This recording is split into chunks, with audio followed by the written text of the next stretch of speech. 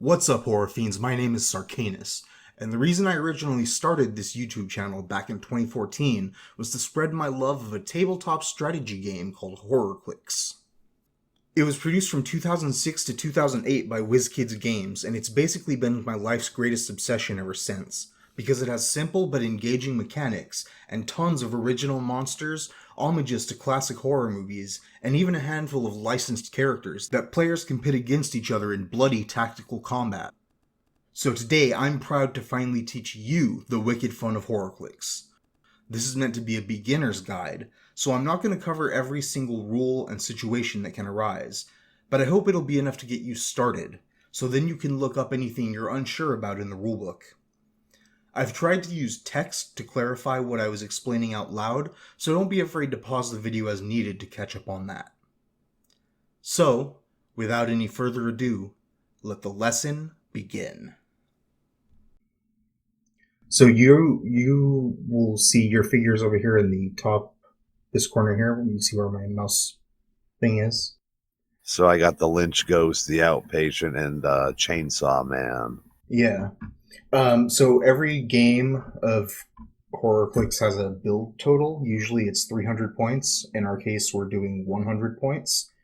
So your team can have as many figures as you want as long as their total point values add up to less than 100 or equal to. So you can see 35, 35, 30 adds up to 100 points. And then in addition to your team of monsters, you also have plot twist cards. Twist cards. They're actually in your, they should be in your hand, down at the bottom of the screen. Okay, I see them. I got two right here. I got Molotov Acid Cocktail and Bug Spray. Right. Normally you would start with 6, but we're doing a little micro game, so we're just using 2. And to keep it very simple, they all kind of do the same thing. The idea is that our teams of monsters are fighting to the death, but trying to also slay victims along the way. So the whole no matter who wins, we lose scenario. And then you may notice on the map where your figures are, there's a little purple box around those squares. That's the starting area. There's 4 of them on the map. We always start opposite each other.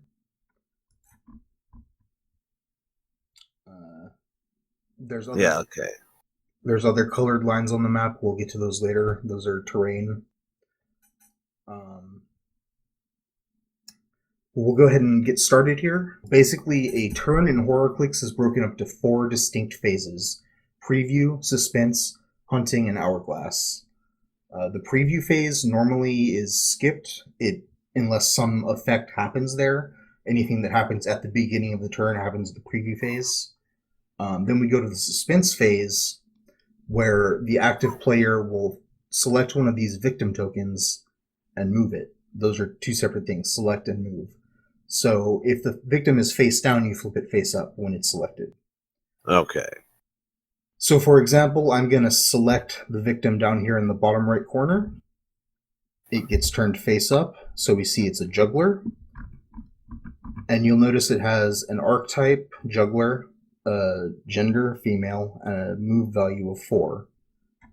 The move value obviously tells you how many spaces the victim can move. So now that I've selected the victim, I get to move it up to 4 spaces. 1, 2, 3, 4. So in the move phase, I'm trying to move selected fucking victims closer to my creatures, or sometimes closer to your creatures. Like if I wanted to go in the other direction, it would actually help me move out a little bit further when I try to kill them. Okay. So sometimes it would benefit me more to try to move them away from you and your creatures. Yes. Alright. So during the hunting phase, where all the action kind of happens, is you can assign actions to your monsters. There are 3 basic types of actions: move actions, close combat actions, and ranged combat actions. Okay. we won't be getting into combat for a few turns here, but to demonstrate a move action, I'm going to move my skeleton. When you move a monster, you look at its speed value, which, if you notice on the dial, is the little boot icon. Let me get a little closer to you so I can see what's up. All right. And the number next to the boot is your speed value. So your skeleton has a move of 4. Right. Okay.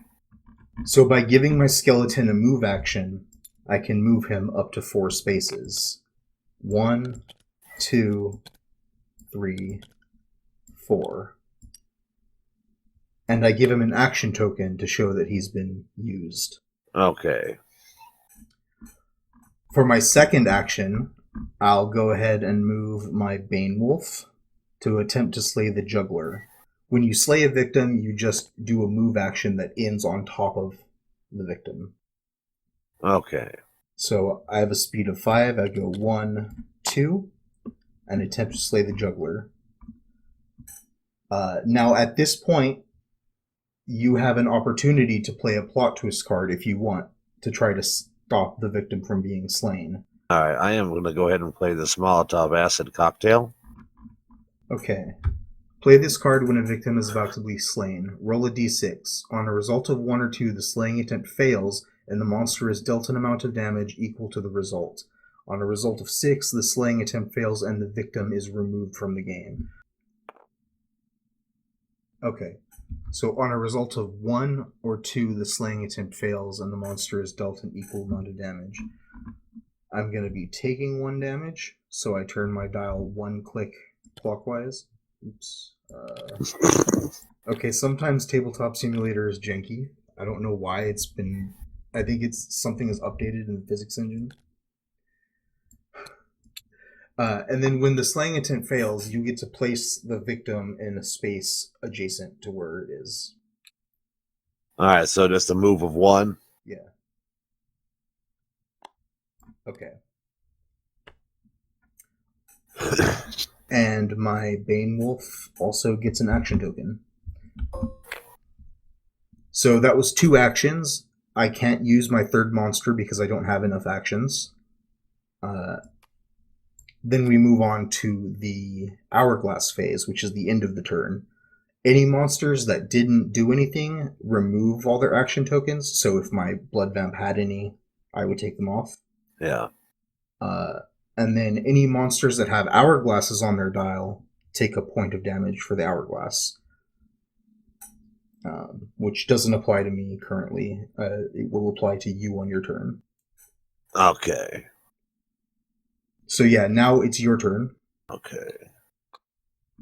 Frat boy. Move of 4. Yep. 1, 2. Now there are like little door icons on the map and stuff like that. Do I have to use those to exit the building? Yeah. It's the doors themselves don't necessarily have to be a door, but it's a break in the wall. So you could go out through here, or you could go out through here. Okay. So we're gonna get 1. Diagonals count as 1 move, right? Right. 2. Hold on.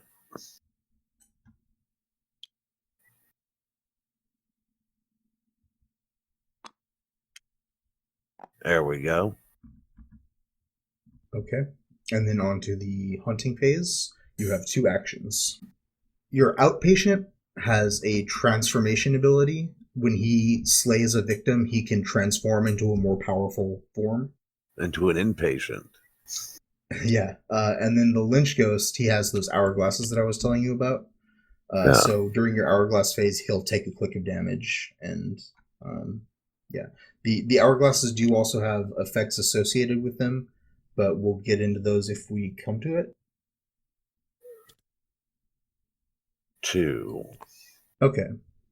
I'm going to go ahead and let you slay the frat boy. I'm not going to play a card. All right. So what do I do to indicate that? Take the victim token and put it on the outpatient's card over here. Hold on. You have to pick up the monster first and then take the victim. Okay, where am I putting it? See over down here where your cards are, off the map. Okay, so I just go ahead and drop that on my outpatient. Yep. And you would flip his card, but it's already flipped the transform side, because I forgot to reset everything. So, yeah. And since you're looking at the cards, you see that you have 2 powers there that have different colors. Entangle and deflect. Right. Those correspond to the circles on your monster's dial. So if you go ahead and turn him to the red starting line by mousing over the bottom part and then hitting E a few times, and keep going until you get to the red. There you go. Oh. So you'll see he has the green circle and the orange circle corresponding to those powers. So as long as those are visible on his dial, that's when he can use those powers. And I gotta drop a token on him.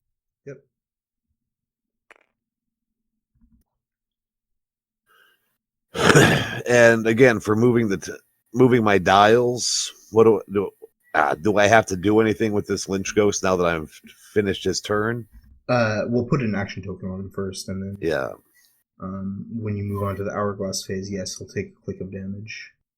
I thought he didn't if I moved him, but that's okay. All right, so I just rotate it 1. Yep. And now he no longer has the hourglasses, so it won't be an issue for. Okay. Hourglasses are kind of a weird, unique mechanic. They basically prevent you from doing whatever is associated with that stat. So if you have an hourglass on speed, you can't move. If you have an hourglass on attack, you can't attack. If you have an hourglass on defense, you can't be attacked. Huh. But they also wind down. And sometimes there's figures that are designed around the damage. So it's like you're constantly winding down unless you transform. I'm gonna move out my blood vamp. I'm gonna have her move to slay the professor. 1, 2, 3, 4. Now, whenever a monster becomes adjacent to a face-down victim, like I am diagonally adjacent to this one, Yeah. it gets flipped face up. Okay. And then I make the movement onto the professor. I'll have the werewolf attempt to slay the juggler again. And since you don't have any cards left, I will get the juggler and I will transform.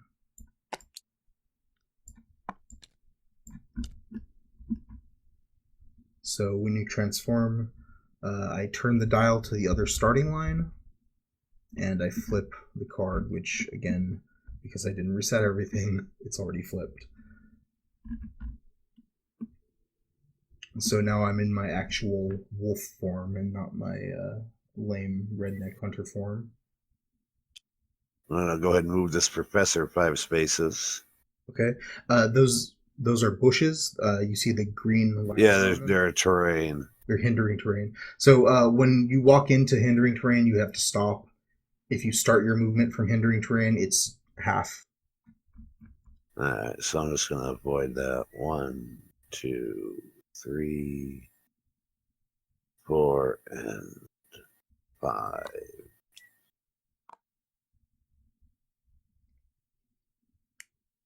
And then you see the brown square that you're hovering over there.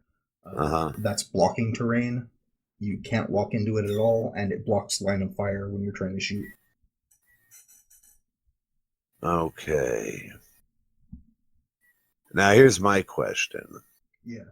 Because we got the blue borders on the water tokens there.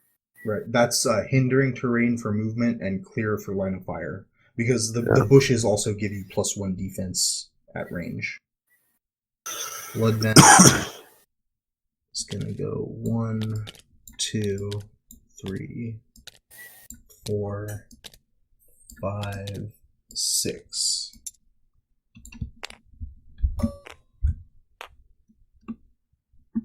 My Bane Wolf didn't do anything this turn, so he gets to clear all his action tokens. The thing about the action tokens that I should probably point out is that if you have two of them, you're exhausted and you can't do anything with that monster until it moves. Okay. So what you're telling me is this would be a good time to attack your blood vamp. Do you have a victim token on Lynch Ghost? You do, don't you? Yes. Yes, I do. As long as you have a victim token, you are what's called blooded.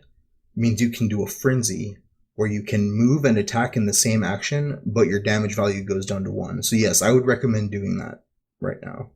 After you... Did you move a victim? Oh, I forgot to do that one. Oh, that's right. F. What do I got? Tightrope walker. The hell kind of camp is this? Got professors, students.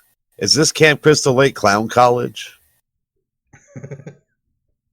Got jugglers, tightrope walkers.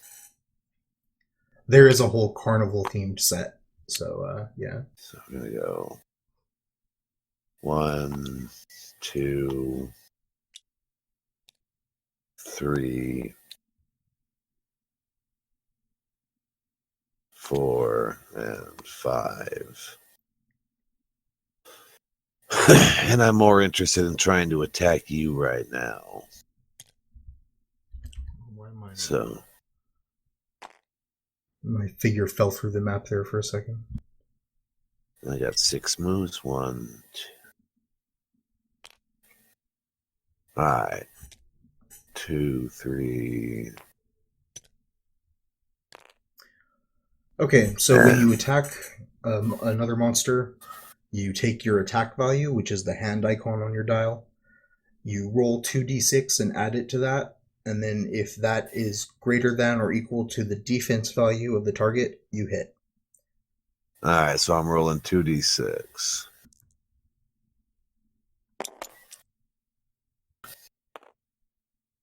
So 10 plus a 7 is greater than 15. You will hit for 1 damage because you frenzied. Normally, you would do damage equal to your damage value, which is the little blood thing, I guess you would call it, on the right-hand side.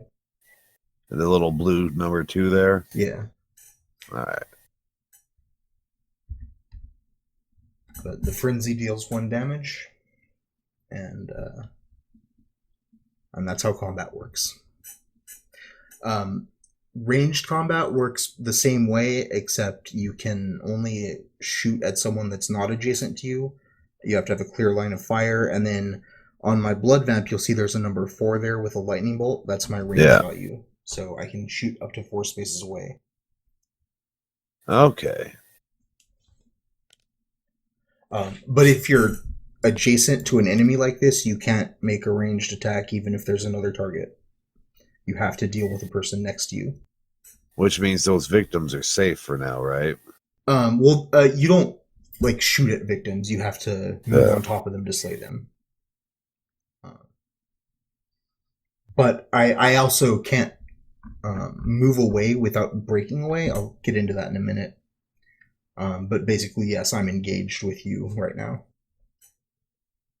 That's a move of 6 for my outpatient. So I am going to go ahead and have my Lynch Ghost continue pressing the attack on your blood vamp. Okay. Which, now that I'm not in frenzy, how do I... So the same as before, you roll 2d6 plus your attack. You only need a 4 to hit.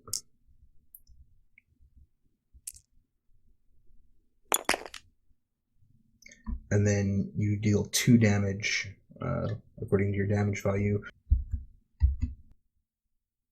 And how much life does your...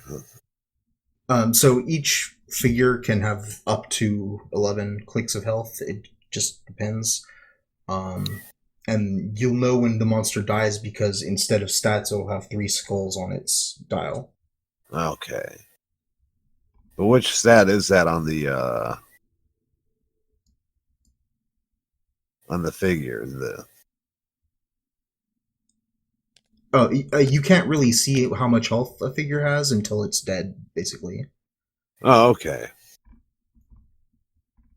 And now for my next turn,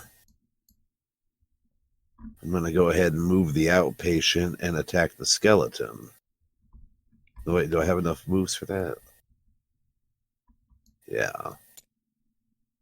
2. There we go. Okay. Now I do have that orange power on my defense. That's stamina. So any damage you deal will be reduced by 1. And if you're doing a frenzy, it's going to go down to 1. So it would be ultimately 0.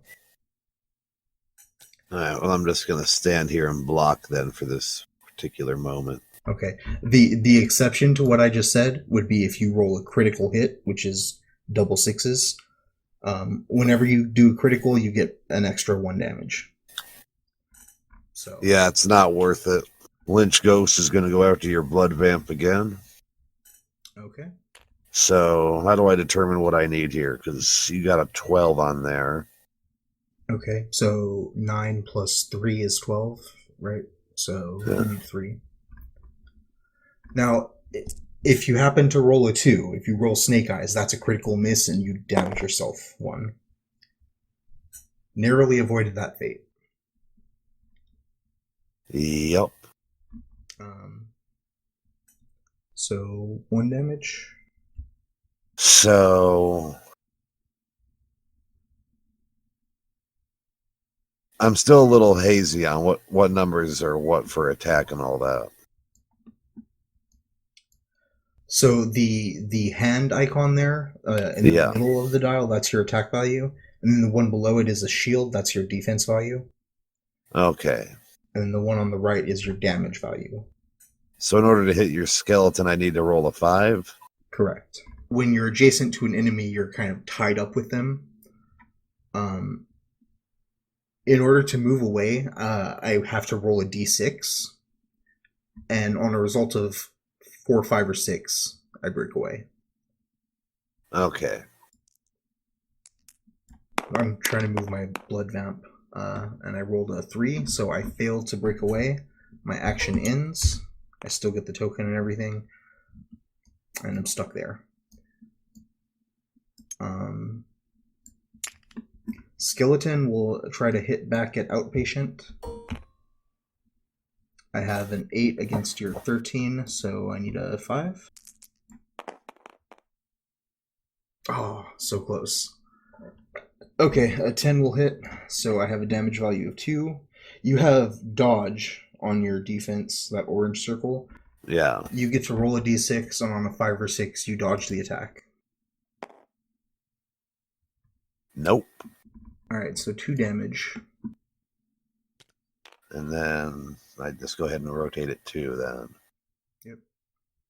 So both my Bane Wolf and my Blood Vamp are tired. Oh yeah, what's with the black tokens and why have I not? Oh yeah, you just flip them over. It's just a way to keep track of which turn it is. It doesn't actually matter. So yeah, my skeleton is gonna attack against your outpatient. And I can attack from a diagonal, right? Yeah. Okay. That's right, because you attacked me with a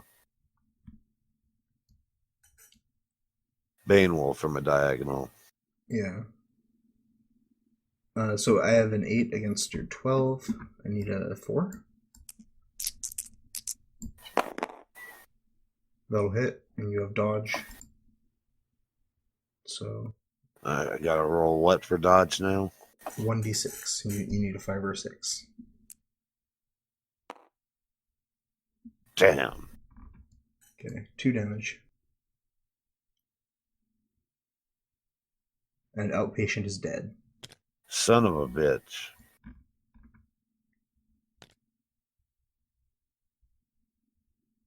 Alright. So do you have any more turns available, or? I have one more action, but I can't use it because my monsters are all tired. so it's your turn. Alright. I'll select the half man, half woman. Because she starts in water, she's going to move at half speed. So 1, 2, 3. Now, because it all counts as hindering terrain for movement, I don't have to stop when I get onto land. Alright, we are all tied up once again. Yep. Just one-on-one now. So I'm going to go ahead and make an attack. Let me check my numbers. I got to roll a 4 or better.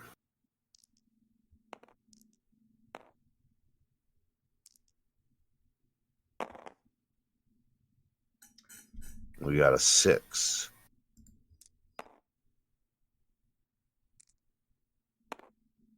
And we got a 5. Okay, that's going to spell the end of Old Wolfie here. So you are the clear and decisive winner of this slaughter fest. Chainsaw is kind of fucking OP. Definitely within the starter set. This figures that came in the starter set. Yeah. So that slash is a very good power, and 10 is a pretty good attack. Most monsters have 8, 9, 10. There's only a few monsters with like an 11 or 12 attack. So now I feel like I've got a better understanding of how to play HorrorClix, and for anybody who watches this video, I hope it's of some benefit, because this was definitely a good time. Sark has been trying to get me to play this for literal years. Many years now? It has been literally years. Thanks for watching, I hope you enjoyed, and if you'd like to find out more about HorrorClix, check out the description where I will post links to the Facebook group, the Tabletop Simulator module, and of course the Fear 20 Discord where we have an entire section dedicated to HorrorClix. Don't forget to join the Fear 20 Discord. We've got memes, streams, and most importantly, screams.